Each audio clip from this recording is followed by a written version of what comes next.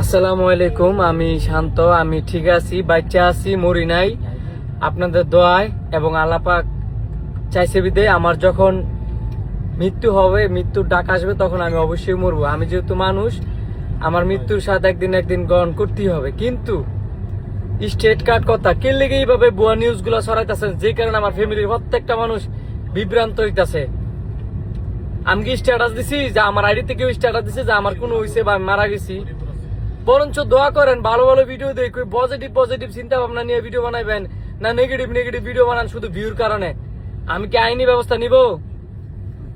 আচ্ছা, আপনি আপনারা হয়তো জানেন না, মানুষটা ছোট হইতে পারে, চুপ থাই সবসময় ঠিক আছে, তার মানে এই নয় বোবা বা পাগল যদি সবসময় চুপ করে থাকে, এরা যদি করছে তার কিন্তু মাত্রা ভয়ঙ্কর হয়। আমি বারবার কইতেছি, আমি ওয়ার্নিং করতেছি, যেগুলো পেজ থেকে ভিডিওগুলো ছাড়তেছেন, আমি প্রত্যেকের নামে আমি সার্ভার মামলা করবো।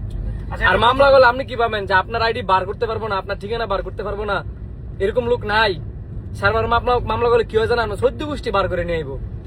কি ফেক নিউজ ছড়াইতেছে আমি নাকি গাড়ি অ্যাক্সিডেন্ট করে মরে গেছি, এই গাড়ির ভিতরে আছি।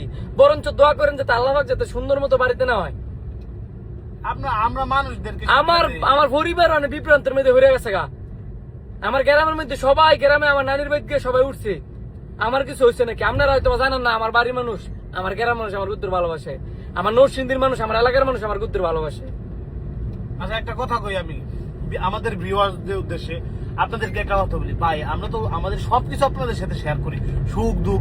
আগে শান্তর আইডি না হোক, আমার আইডি, আমার শাওনের আইডি, অন্তর আইডি, আর রিয়েল আইডি কিনা বা কোথা থেকে নিউজ করতেছে, ওই নিউজ গুলো আপনারা একটু বুঝার চেষ্টা করেন। এই যুগে এসেও যদি আপনারা অবুঝের মতো থাকেন তা কেমন নিব?